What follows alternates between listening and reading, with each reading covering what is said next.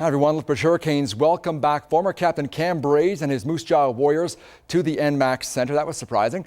For the second time since the Western Hockey League trade deadline last night, and this was a low-scoring affair thanks mainly to the goaltenders that played in this contest, Damian Ketlow being one of them. The Hurricanes goalie stopped Justin Kirsch, and then Cam Braze as well with the pad. Huge stops there by Ketlow.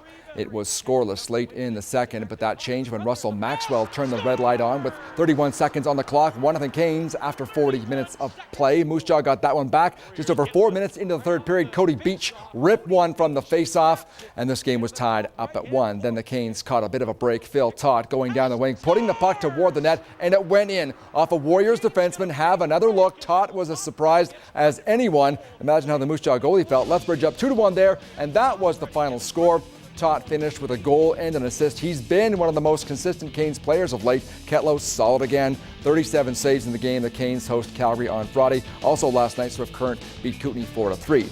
As we told you last night, legendary WHL broadcaster Bob Ridley will be honored tonight in Medicine Hat in advance of his 3,000th career game, which will be played in Lethbridge on Saturday. We were hoping to have a report from Medicine Hat for you, but that has not been made available to us. Now we turn our attention to the Alberta Junior Hockey League playoffs. The Brooks Bandits hosted Calgary Canucks last night for Game 1 of their second round series. The Canucks are coming off an upset over the Camrose Kodiaks in the first round, hoping to do the same against the AJHL champion Bandits, who were honored for their excellence before the game. First period, Bandits open the scoring. It's Matt Wilkins on the break. He beats Michael Matthias 5-hole, 1-0 Brooks. Moments later, off the draw, a juicy rebound came out to Mark Renners. The former Lethbridge Hurricane has his first of the playoffs, and it's 2-0. Less than a minute later, Canucks pulled to within one, 2-on-1. Joel Paymont's shot a stop, but he banged home his own rebound to make it 2-1. Midway mark of the first, tied at 2. What a wide open first period. Bandits power play. Matt Wilkins split the D, slides it to a wide open Dakota Mason. Pretty goal. 3-2 Brooks. Then things get physical. Renners catches Clayton Petrie with his head down. Clean check leads to a fight again. We'll call this one a draw. Lots of punches thrown, not a lot landing in that tilt. It lit a fire under Brooks, though, already leading 4-2 on the power play. David Watts shot a stop. Rebound came to RJ Reed. He buried it. It's 5-2. The Canucks were no match for the Bandits in Game 1. Make the final 8-3. Game 2 goes tonight in Brooks. Also last evening, Olds beat Okotoks in a thriller in double overtime. 3-2 the score. Game 2 of that affair also goes this evening in Okotoks.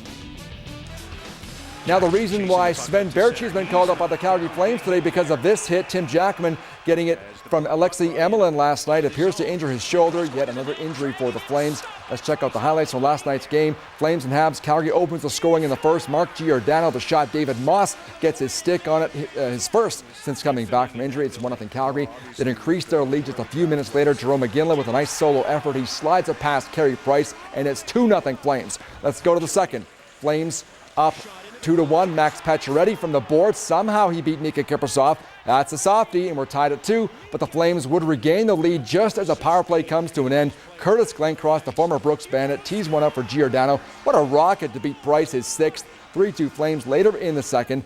4-on-4 hockey here. Iggy fans on it, gets it back, takes it around the net and beats Price in the wraparound. Flames up 4-2 after 40. Neither of the goalies particularly sharp last night. What was Price thinking here?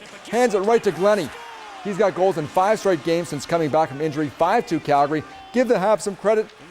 They did not give up in this game. Mad scramble in front. David Desharnais falls on Kiprasov, and Pacioretty took advantage. He scores his second of the night to make it a 5-4 game, but that's as close as the Habs would get. 5-4 was the final score. The Flames snapped their 5-game home ice winless skid. And it was brother versus brother at the Briar this morning in Saskatoon. Alberta's Kevin Cooey took on Jamie Cooey from the Territories, and their dad Fred waving both flags this morning in Saskatoon. This game did not go well for Jamie, trailing 6-2 in the 5th end, facing 3 Alberta Stones in the house. Jamie was heavy with his draw attempt. A steal of 3 made it 9-2 Alberta. Make the final 11-3. Kevin Cooey and Alberta improving to 7-1 and play Manitoba in just a few minutes' time on TSN2. And once again, we apologize for not having that story on Bob Ridley that we'd hoped to get to you. They're playing Kootenay tonight. He's being honored at the arena in Medicine Hat. His 3,000th game doesn't come until Saturday, though, against Lethbridge in Lethbridge. Straight ahead.